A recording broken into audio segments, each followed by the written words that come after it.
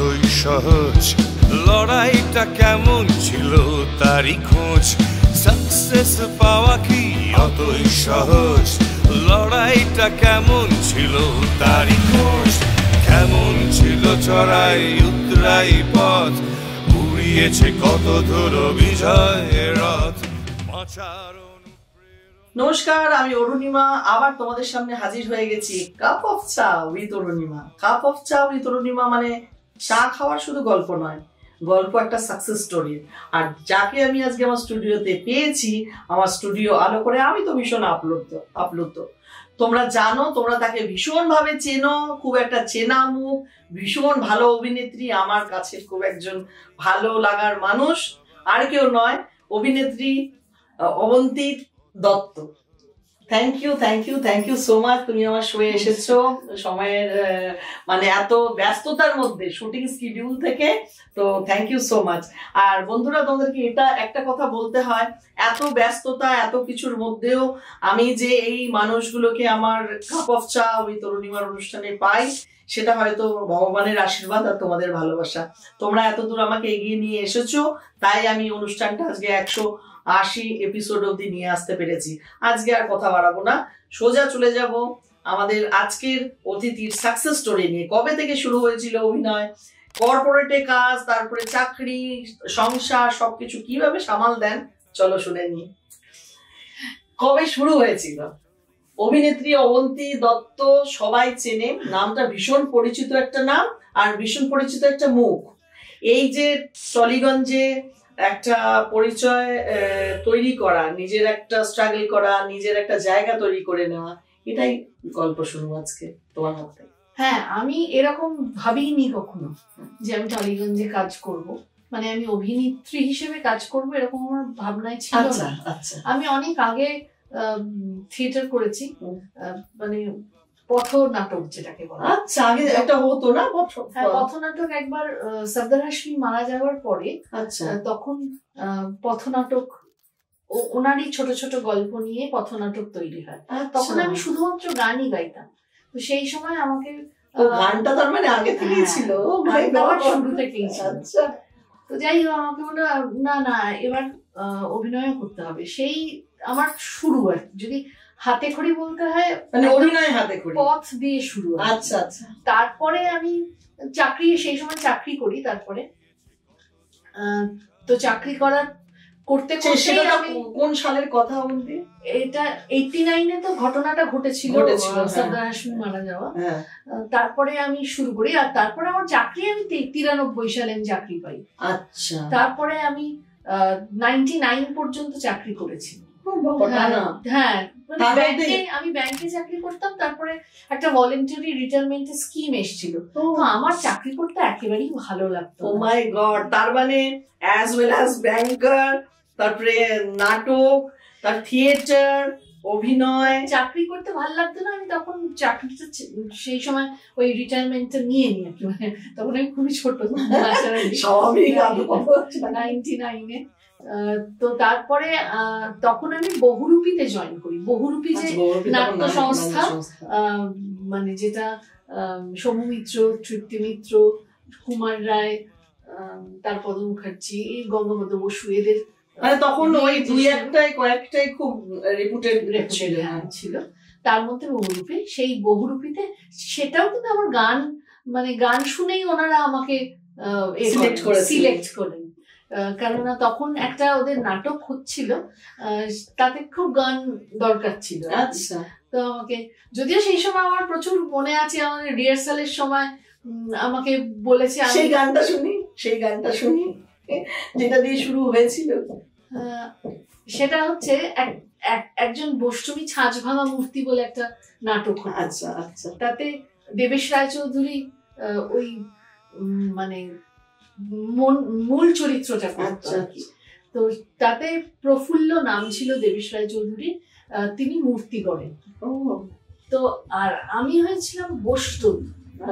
যে বষ্টমী, মানে বষ্টমী কিন্তু তার সে ঘুরে ঘুরে বেড়াতো, তাকে সবাই একটু ব্রাত্য ছিল আর কি সমাজ থেকে। আচ্ছা আচ্ছা। তো সেই বষ্টমী প্রফুল্লকে ভালোবাসে, প্রফুল্ল বষ্টমীকে ভালোবাসে, তারা একটা সময় মানে পালাতে শুরু করে। আচ্ছা। কিন্তু পালাতে গিয়ে একটা জঙ্গলের মধ্যে প্রফুল্ল বলে, হঠাৎ তার মনে হয় যে মা তো অসম্ভব কাঁদবে, মানে আমাকে ছাড়া মা তো কিছু চোখে অন্ধকার দেখবে, হ্যাঁ আমি এটা কি করছি, এটা তখন রিয়েলাইজ করে। কিন্তু বষ্টমী অতক্ষণ দৌড়েছে ওরা, সেই সময় ওকে দাঁড় করিয়ে মানে বষ্টমীকে বলে যে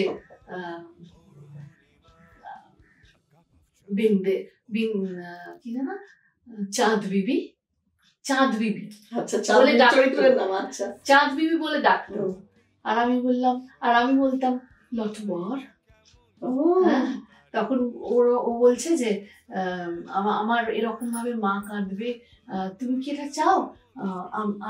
আমার ভুল হয়ে গেছে, আমি পারবো না, আমি এইভাবে বেরিয়ে যেতে পারবো না, আমাকে মুক্তি দে। এবার সেই সময় ও প্রথম একটা সংসারের স্বপ্ন দেখেছিল, আর ওই মাঝ জঙ্গলে, অন্ধকার জঙ্গলে হঠাৎ বলল যে মুক্তি চাইল। সবে শুরু হচ্ছে তখনই যেন সবটা ভেঙে যাচ্ছে, তখনই সব ভেঙে গেল। সেই সময় অষ্টমী কিন্তু বলে তোরে আমি মুক্তি দিলাম বলে ওইখানে একটা ও গান গায়, যার দর্শনে রইতে নারী ঘরে, তারি তারে সদা দুনয়ন ঝরে,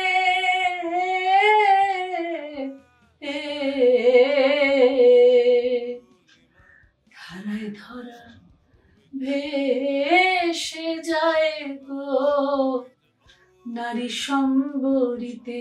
চলে যাচ্ছে মনে মনে কি উপায় করি, আমার নারী জনম গেল খান্দিতে,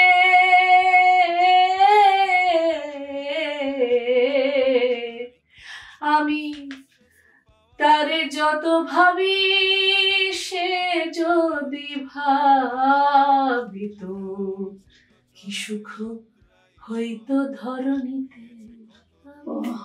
এরকম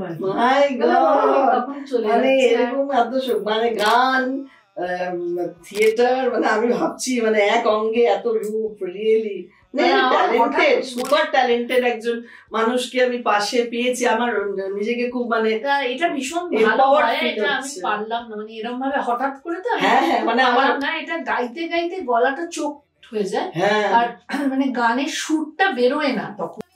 মানে আমার মনে আছে আমি যখন এটা মানে শিখছি আর কি থিয়েটারের এই অংশগুলো, তখন আমাকে বলছে তুমি তো গায়িকা নাও, তুমি এখানে গায়িকা নাও, তুমি এখানে অভিনেত্রী, তুমি একজন বষ্টমী, তোমাকে ছেড়ে চলে যাচ্ছে, তোমার ভীষণ কষ্ট হচ্ছে, তখন তোমাকে সুরেলা গলায় তুমি গান গাইলে হবে না, তোমাকে কষ্ট পেতে হবে, কষ্ট পেয়ে গানটা তোমার অর্ধেক বেরোবে না, অর্ধেক গিলে যাবে, যা খুশি হতে পারে, কিন্তু তোমার দর্শক কাঁদবে, তখন তুমি হবে ঠিক, তা নাহলে তোমার কিচ্ছু হচ্ছে না। মানে বকুনি। আমার মনে আছে তখন আমি ব্যাংকে যাচ্ছি, মানে বাসে যাচ্ছি, এ করছি, সারাক্ষণ আমি ওইটাই ভাবছি। আমার গায়ে দেখো গুজবাম্পস। হ্যাঁ, আমি ওটাই ভাবছি যে আমি বষ্টমী, আমাকে ছেড়ে চলে গেছে, আমি এখন কোথায় যাব, আমি কি করব, আমি তো একটাই আশা আমার ছিল যে ওই গানটা, মানে ওই লোকটার সঙ্গে আমি থাকবো, তার মানে পুরো নিজেকে ওইটাতে নিয়ে চলে আসতে হবে, ওই ওরকম ভাবে একটু একটু করে এগোনো আর কি। মানে সত্যি আমি তখন মানে এখন যেরকম করে করলাম সেটা তো হয়নি, মানে ওটা তো একদম আরো ওটা অনেক ভেতরে ঢুকতে হয়, অনেক ভেতরে ঢুকতে হয়। একটু কথা বলতে বলতে তো ওটার ভেতরে আমি ঢুকতে পারিনি আর কি, কিন্তু মানে এটা ভেতরে মানে ওই যে কান্নাটা বোঝাই যাচ্ছিল, মানে এটা যে যখন থিয়েটারাইজ হচ্ছে তখন তখন যে একদমই ফিলটা আলাদা আসবে হবে। তখন ডিফারেন্টটা পুরো বোঝা একদম। যাচ্ছে। তো এই তারপর আমি চাকরি একটা সময় ছেড়ে দিলাম, ছেড়ে দিয়ে তার কিছুদিন বাদে আমি বিয়ে করি 2000 সালে। তখন চাকরি করি না, 2002 পর্যন্ত আমি চাকরি বাকরি করিনি, ছবি টবি আঁকতাম। মানে পিওরলি একজন আর্টিস্ট। ওই ছবি মানে এরকম একটা মজার ঘটনা আছে আমার। আমি এরকম দুপুরবেলায় বোর হচ্ছি বসে বসে বাড়ির মধ্যে, আগে চাকরি বাকরি করতাম সেই জন্য একরকম ছিল, আমার হঠাৎ করে দুম করে মাথায় কি চাপলো, চাকরি ছেড়ে দিলাম। তারপরে মনে হচ্ছে এ বাবা বড় বেরিয়ে গেছে, এবার দুপুরবেলা কি করি। তারপর আমার বাচ্চাটা তারপরে 2 বছর পরে হয়েছে, তখন ও ঘুমোচ্ছে, আমি ওই জানলায় ছবি আঁকছিলাম জানলাতে। এবার আমার এক বন্ধু এসেছিল, আন্দামানে গেছিল, আন্দামানের গল্প করেছিল, আমি সেইগুলো ভেবে নানান রং দিয়ে দিয়ে এই জলের তলার ছবি আঁকছি। এবার অদ্ভুত ব্যাপার, একজন একটা ফার্নিচারের দোকান আছে সন্তোষপুরে, তখন থাকতাম, সে ওই রাস্তা দিয়ে যাচ্ছিল, দেখেছে কাঁচে এরকম আঁকা, আমাকে পরে দেখে বলছে তুমি এরকম কাঁচে এঁকেছো, এটা তুমি এরকম আঁকতে পারবে? মানে বলে আমি যদি কাঁচ দিই তুমি আঁকতে পারবে? হ্যাঁ পারবো। বলছে আমি এরকম ফার্নিচার বানাই, এই ধরো শোকেস, তারপরে আলমারি, তাতে কাঁচ লাগানো আছে, তো সেখানে এঁকে দিতে পারবে? হ্যাঁ এঁকে দিতে পারবো। ছোট ছোট পিস দিয়ে যেত, মানে সময় নষ্ট করা যায় না, আমি বসে বসে এঁকে দিয়ে আঁকতাম, ও ঘুমোতে এগোতো। বন্ধুরা ভাবো একজন অভিনেত্রী, আমরা যাকে জানি একজন অভিনেত্রী, এটা কোথাও বলি এটা হঠাৎ মনে হয় না কথা বলতে, এগুলোই তো অজানা তথ্য। মানে আমি যেটা বলতে চাই, there is a no shortcut to any success। একজন অভিনেত্রী আমরা যাকে অভিনয়ে দেখেছি, আমরা সবসময় তাকে অভিনয়তেই চিনি, তার ব্যাকগ্রাউন্ডে কত কিছু দেখো, বড় বড় দরজা এঁকেছো, মানে ওই বসার ঘর আর এর মাঝখানে যে দরজাটা থাকে ছোট ছোট দিতে দিতে তারপর মানে এই বড় বড়, ওর ফার্নিচারের দোকানে 3 তলা একটা বড় ঘর ছিল, ওইখানে বিরাট বড় কাঁচ নিয়ে ওখানে আঁকতাম। ও মাই গড! তার মধ্যে তোমার থিয়েটার, তখন আমি 6-7 হাজার টাকা রোজগার করতাম ওই করে, মানে ওই সময় 2003 তার মানে দেখো একজন মানুষ যখন সাকসেস পায় বা সাকসেসফুল হয়, আমরা দূর থেকে দেখি she is a successful lady or যে কেউ, কিন্তু তার কত হার্ডওয়ার্ক থাকে। সে দুপুরে শোয়নি, সে দুপুরে ঘুমোয়নি, সে এঁকেছে, পেন্ট করেছে, থিয়েটার করেছে, থিয়েটারে গান, কত কিছু। তো আরো এরকম, তারপরে সিরিয়ালে করে থিয়েটার থেকে অ্যাকচুয়ালি আমি থিয়েটার থেকে না, আমি পুলিশ ফাইল করেছিলাম, 3টে পুলিশ ফাইল করেছিলাম। তারপর পুলিশ ফাইল থেকে আমাকে সাহিত্যের সেরা সময় আমাকে নিয়ে নিয়েছিল। তো ওই 3টে পুলিশ ফাইল করার পর তারপরে আমাকে এই থিয়েটারটা চলছিলই, ওখান থেকেই রবি ওঝার প্রোডাকশন কেউ একটা আমাকে দেখে, প্রোডাকশন হাউসের কেউ একটা দেখে তারপরে আমাদেরই বহুরূপীতে কোনো একজন অ্যাক্টরকে বলে আমার ফোন নাম্বার দিতে, তো তার কাছে ফোন নাম্বার, তারপরে আমাকে ফোন করে। আমি তো আকাশ থেকে পড়েছি রবি ওঝা, তখন ইজ এ ব্র্যান্ড, তখন চারদিকে আমার নাম্বার কোথায় পেলেন, মানে রবি ওঝার ব্র্যান্ডে কাজ করা মানে। তারপরে মোহনা করলাম, মোহনাতে আমি একজন বয়স্ক চরিত্র করেছিলাম। আমাকে রবি ওঝা বললেন যে এটা চ্যালেঞ্জ তোমার, তুমি তো থিয়েটারের মেয়ে, তোমাকে আমি একটা বয়স্ক চরিত্র দিচ্ছি, এরপরে তোমার বয়স্ক চরিত্রই আসতে পারে, তুমি সেটা কিভাবে হ্যান্ডেল করবে সেটা তোমার ব্যাপার। মানে কত ধরনের, মানে জীবনটাকে কত রকম ভাবে করা, সেটা তুমি এখন বলতে পারো। আমি বললাম আমি করবো একদম।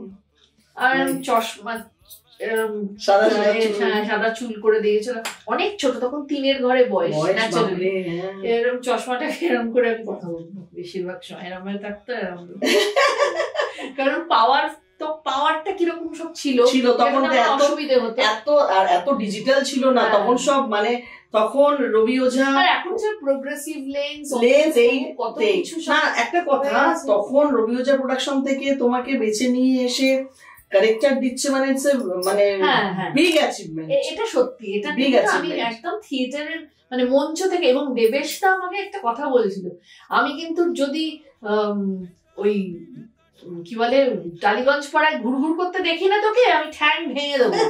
যদি ভালো করে কাজ কর, ভালো করে কাজ করলে স্টেজ থেকে ডাকবে। এবং সত্যি তাই, থিয়েটার একটা আমাকে বলেছে মানুষ। তো বন্ধুরা আজকে দেখো একটা থিয়েটার, সংসার সবকিছু মিলিয়ে মেয়েরা পারে, এটাই হচ্ছে তার এক্সাম্পল। আর কত বছর হলো তোমার অভিনয়? মানে সিরিয়ালের অভিনয় থেকে শুরু হয়েছে, হয় যদি এখনো পর্যন্ত মোটামুটি 22 বছর, হ্যাঁ 20-22 বছর। মাঝখানে আমি থিয়েটারে মেইন ক্যারেক্টার করতাম, একটা নিষিদ্ধ ঠিকানা বলে, রবীন্দ্রসঙ্গীত শিল্পী ছিল ক্যারেক্টারটা। তো সেটাতে অনেক শো থাকতো, সেই জন্য 2004-05 সালটাতে একটু কম করেছি আমি, খুবই কম, মানে মাঝে মাঝে সাহিত্যের সেরা সময় হয়তো করেছি। তারপর মোটামুটি 2007-08-09 থেকে একদম টানা কাজ। হ্যাঁ, তখন তো পরপর সব সিরিয়াল তোমার, আমিও দেখেছি অনেক সিরিয়াল। তখন কি সিরিয়ালগুলো তখন করতে? সেই 2009-তে আমি করেছিলাম আই বৃষ্টি ঝেপে। আই বৃষ্টি ঝেপেতে শাশ্বতরা, মানে শাশ্বত চট্টোপাধ্যায় আমার বর হয়েছে। আর ঠিক ওই একই সঙ্গে সোনার হরিণ হতো পীযূষ দা, যে মারা গেছে, পীযূষ দা আমার বর হয়েছিল। মানে একদিকে শাশ্বতরা, একদিকে পীযূষ দা, দুজনেই একদম পাওয়ারফুল। আর ভীষণ ছোট্ট ছোট্ট ছোট্ট ছোট্ট জিনিস আমি শাশ্বতদার কাছে তখন শিখেছি, ওদের কাছে আর কি অনেক কিছু শিখেছি। মানে একটা জায়গায় দাঁড়িয়ে একটু ঘুরতে গেলে আমি ক্যামেরা থেকে বেরিয়ে যাচ্ছি, মানে আমি আলোটা কি করে নিতে হবে। ধরো একটা কথা বলতে বলতে আমি এরকম ভাবে ঘুরবো, আমি আমার পাটা সরে গিয়ে আমি ক্যামেরার ফ্রেম থেকে বেরিয়ে গেলাম, সেটা তখন আমাকে বললো যে একটা জায়গায় দাঁড়িয়েই পাটাকে শুধু নড়িয়ে চেহারা, মানে জেস্টারটা কিরকম ভাবে চেঞ্জ করা হতো, সেটা আমাকে শেখালো। এই যে দেখো বন্ধুরা, আজকে তোমাদের যারা ভিউয়ার্স তোমরা দেখছো, আজকে অভিনেত্রী অবন্তী দত্ত কি সুন্দরভাবে মানে বলছেন যে আমি ওনার কাছে শিখেছি, আমি শাশ্বতদার কাছে শিখেছি, আমি পীযূষদার কাছে শিখেছি। আজকে যেটা ভীষণ lack of in our society, কারো কাছে কিছু শিখলে, কেউ কাউকে সুযোগ দিয়েছে, চান্স দিয়েছে, সেটা কেউ মানতে চায় না। আমি অনেক কিছু শিখেছি আমি। তারপরে আমাকে পরাণ কাকু, যে পরাণ বন্দ্যোপাধ্যায় আমার ঘটনাচক্রে বাবার বন্ধুও ছিল। পরাণ কাকু আমাকে একটা কথা বলেছিল যে এই আমি বলেছিলাম যে এখানে আমার ভয় লাগে কাজ করতে, মাঝে বুঝতে পারি না আমি, সবাই এক একজন এক এক রকম, সব কি রকম সব কথাবার্তা বলে, আমি সবটা বুঝতে পারি না, এরকম তখন পরাণ কাকু আমাকে একটা কথা বলে, আমি পরাণ কাকু যে তুই যদি নিজের জায়গাটায় ঠিক থাকিস, আর তুই যদি নিজেকে প্রমাণ করতে পারিস যে আমি এরকম, তাহলে একটা টাইমে দেখবি তোর মানে তোকে বুঝে তোর সঙ্গে কথা বলবে। ওই লোকটাই আরেকজনের সঙ্গে যেভাবে কথা বলছে তোর সঙ্গে আর বলবে, কিন্তু তোকে সেই জন্য টিকে থাকতে হবে, ধৈর্য ধরে টিকে থাকতে হবে। এবং তুমি যেটা চাও, তুমি যেটা করতে চাও, তুমি সেখান থেকে পথ থেকে সরলে হবে। তোমার যদি মনে হয় যে ও প্রচন্ড লোভ হবে, অনেক রকম এই অপরচুনিটি আসছে, সেই অপরচুনিটি আসছে, মিসগাইড করে। আমি ছবি দিতে গেছি, আমার একটা ঘটনা আছে, ছেলেটির নাম আর মনে নেই, আমাকে বলছে যে ওই যে একজন গাড়ি করে নামলো, তোমার মনে হয় না যে তুমি এখনো ছবি দিতে আসছো, তুমি এত ভালো ভালো কাজ করছো, তুমি এত ভালো অভিনয় করো, আমরা তো জানি, তাও তুমি দেখো বাসে করে এলে নাকি অটো করে এলে, তুমি আমাকে ছবি দিয়ে যাচ্ছ, আমি কবে ডাকবো তুমি জানো না, এই যে গাড়ি থেকে নামলো, ওর কিন্তু একটা ফ্ল্যাটও কেনা হয়ে গেছে জানো, তোমার মনে হয় না যে আমিও সেটা পেতে পারি? তা আমি বললাম আমি পাবো নিশ্চয়ই কোনোদিন, আর সেটার সময় এখনো আমার নিশ্চয়ই আসেনি। তখন বললো যে না, তোমার মানে একটু তোমাকে একটু নড়াচড়া করতে হবে আমাকে, মানে যেটাকে ফিল্মি ভাষায় কম্প্রোমাইজ বলে, এক্স্যাক্টলি সেটা আমাকে বলতে পারছে না, কারণ আমি এত ভ্যাবলা যে আমাকে বুঝেই উঠতে পারছে না, যে ও কিছুতেই বোঝাতে পারছে না। তারপরে আমি একটা কথা বলেছিলাম, সেটা আমার এখনো মনে আছে, যে আমি বলেছিলাম দেখো আমার মনে হয় কি তোমার আর আমার মতন এরকম ভালো মানুষ অনেক আছে, ওকেও আমি ভালোর দলেই টেনে নিয়েছিলাম, তোমার আর আমার মতন ভালো মানুষ আরো অনেক আছে, সেই জন্য তারা কি টিকে থাকবে না, এটা হতে পারে? সবাই ওই দৌড়ে সামিল হবে এরকমটা আমি বিশ্বাস করি না। মানে তুমি একজন খারাপ মানসিকতার মানুষকেও তোমার ভালো দিকে টেনে নিয়েছিলে, আর কিছু দিতে পারেনি, ও কিচ্ছু বলেনি। অবন্তী, মানে এই যে তুমি বলতে পেরেছিলে, সবাই তো সেটা বলতে পারে না। আজকালকার দিনেও অনেক ছেলেমেয়েরা যখন টলিউড ইন্ডাস্ট্রিতে আসে অনেক স্বপ্ন নিয়ে অভিনয় করবে, মা বাবারা খুব মানে ফিল্ম ইন্ডাস্ট্রি মানে এরকম করে একটা ভয় পায় জেনারেলি। তো সেই ইন্ডাস্ট্রিতে দাঁড়িয়েও তুমি কিন্তু সেদিন তাকে বলতে পেরেছিলে এবং সেই ডিফেন্ডটা করতে পেরেছিলে। তো একবার নয়, অনেকবার বলতে পেরেছি, এবং বলতে পেরেছি মানে কি, তাতে আমার মনে হয়নি যে আমি একটা বিরাট কিছু করলাম, কেননা আমি তো এটাই চাই, আমি নিজে ক্রেডিটে করবো কিছু, আমি তো এটাই চাই। আমি কোনো ভাবতেই পারি না যে কারোর সঙ্গে আমাকে কোন রকম সম্পর্ক স্থাপন করে তারপরে এগোতে পারবো। আর আমি তো একদম শুরু থেকে, আমি বললাম না, পথনাটক থেকে শুরু করেছি, তারপর সংস্থা আমাকে মানে অত দিন ধরে আমি ওদের কাছে কিভাবে শিখেছি ভাবতে পারবে না। কুমার রায় বহুরূপী, আমাদের মনে আছে রিহার্সাল রুমে আমাকে একদিন বললেন যে তুই রান্নাঘরে চলে যা। তো আমি না বুঝতেই পারছি না, আমি ঘর থেকে বেরিয়ে, একটা ছোট্ট রান্নাঘর ছিল, রান্নাঘরে রেজাদা তখন চা বানাচ্ছে, বহুরূপীর পুরনো লোক রেজাদা, তখন বললো গেছিস রান্নাঘরে? আমি বললাম হ্যাঁ। শুনতে পাচ্ছি না তো তোর গলা। ও বাবা, মানে ওটাও জানতে হবে। আমি বললাম যে হ্যাঁ শুনতে পাচ্ছি না। আমার গলা শুনতে পাচ্ছিস? কুমার কাকা বললো হ্যাঁ। আমি বললাম এমন ভাবে চেঁচাবি না যাতে তোর গলা ভেঙে যায়। বাবা, মানে অনেক টাফ, মানে থিয়েটারটা অনেক টাফ ছিল। তারপরে বললো যে তোকে যখন তুই একাডেমিতে শো করবি, রবীন্দ্র সদনে শো করবি, তখন তো লাস্ট জন তো টিকিট কেটে এসছে, কথা শুনবে না, তোকে তো ফিস ফিস করেও কথা বলতে, এবং সেটাও তোকে শোনাতে হবে। ফিস ফিস করে কথা বলবি যখন, তোকে শোনাতে হবে। এই যে এইটা মানে তুমি এখান থেকে বলো। আমিও দ্বিজেন্দার গ্রুপে কিছুদিনের জন্য জয়েন করেছিলাম, কিন্তু আমি পারিনি। আমাকে ওখানে আমি তখন জোরে জোরে বললাম কথাটা, আমি তখন শুনতে পেলো আর কি। হ্যাঁ এবার হয়েছে, এবার আয়, বা হেঁটে যা, হেঁটে আয়, আবার হেঁটে যা, আবার হেঁটে আয়। মানে থিয়েটারটা করে ওখান থেকে শেখাটা মেন অভিনয়টা। আমি কে আমাকে বলছে যে তুমি গাড়ি করবে না, বাড়ি করবে না, তুমি ফ্ল্যাট কিনবে না, এই করলে এই করতে হবে না, ওগুলোর কোনো, আমি যেটুকু, আমি যতটুকু করতে পারবো সেটাই আমার পাওয়া। বন্ধুরা, দিস ইজ দ্য থিং, তুমি যদি মনে করো ফিল্ম ইন্ডাস্ট্রিতে আসবে এবং নিজের পায়ে কাজ করবে, তোমাকে কোনো ভয় নেই, শুধু নিজের জোর থাকতে হবে, নিজের মনের জোর থাকতে হবে। কনফিডেন্স ইজ দ্য বেস্ট কি।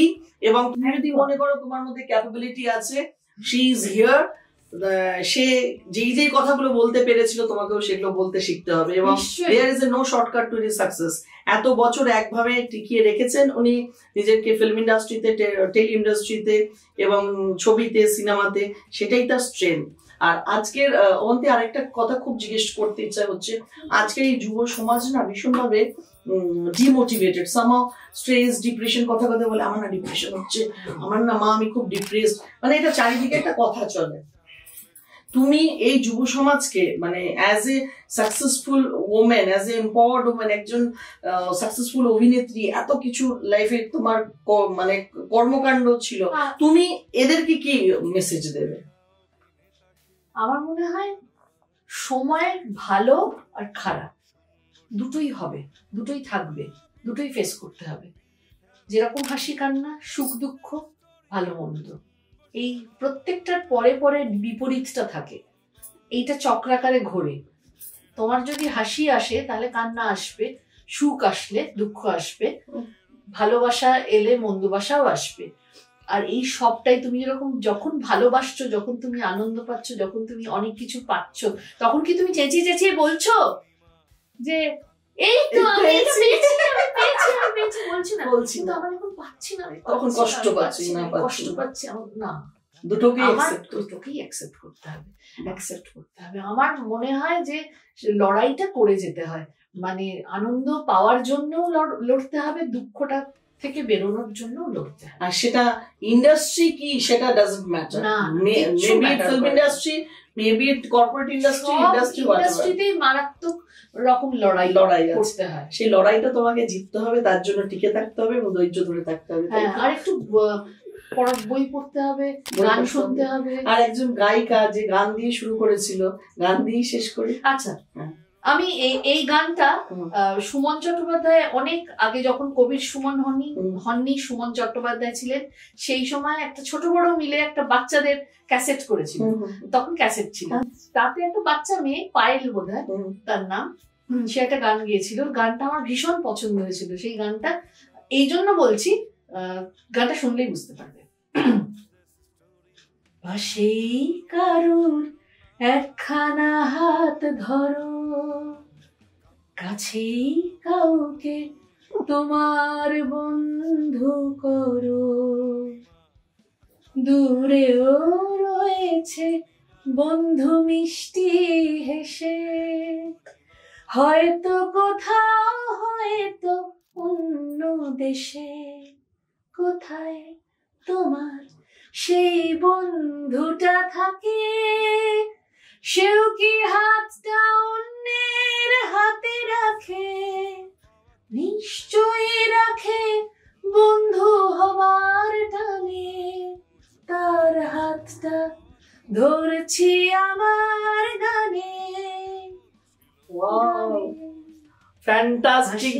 কারুর একখানা হাত ধরো, কাছেই কাউকে তোমার বন্ধু করো, দূরেও রয়েছে বন্ধু মিষ্টি হেসে, হয়তো কোথাও, হয়তো অন্য দেশে। ভীষণ সুন্দর বাবা, এত সুন্দর, মানে এক অঙ্গে এত রূপ, এত ট্যালেন্ট, কত ট্যালেন্ট, তারা কত লড়াই করছে, লড়াই করে মানে জায়গায় লড়াই করেছে একসময়, আজকে তারা দাপিয়ে বেড়াচ্ছে চারিদিকে। তো সুতরাং আজকে একটা সাকসেস স্টোরি তোমরা শুনে নিলে। এরকম আমাদের চ্যানেলে চোখ রাখো এবং দেখতে থাকো এরকম সাকসেস স্টোরি, যারা সাকসেসের পথে কত চড়াই উতরাই দিয়ে আজকে ওনারা সাকসেসফুল। সুতরাং there is a no shortcut to any success. Stay tuned with us and আমাদেরকে একটু সাবস্ক্রাইব করতে ভুলো না, তাই না? তাই তো আমরা এত সাকসেস স্টোরি তোমাদের কাছে শুনবো। তো আজকে থ্যাংক ইউ অবন্তী আসার জন্য, এবং এত সুন্দর কথা, গান, থিয়েটার, কত কিছু আমিও জানলাম, আমিও শিখলাম। ভালো থেকো, আপনারাও ভালো থাকবেন। Thank you. Cup of chai with Orunima. A cup of chai with Orunima. A cup of chai with Orunima.